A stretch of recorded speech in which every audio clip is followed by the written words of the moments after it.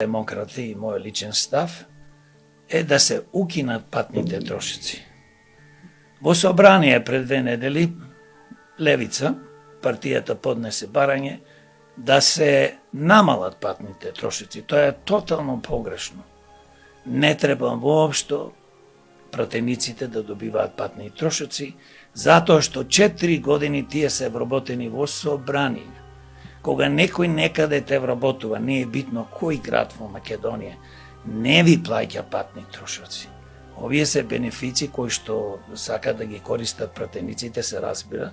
Еве еден пример ќе земам со Петар Ристевски, пратеник од Прилеп, кој што го викаат народски кажано, човек кој што не повеќе има оштетено Македонија, македонските граѓани, буџетот во 2024 има добиено 14.300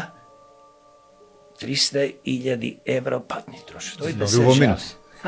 Бил во минус, вака да се разбереме едно. Кога ќе станеш пратеник, демократи предлагаат, ќе ви кажем повеќе предлози што предлагаме околу пратениците, демократи предлагаат да се укинат целосно патните трошоци.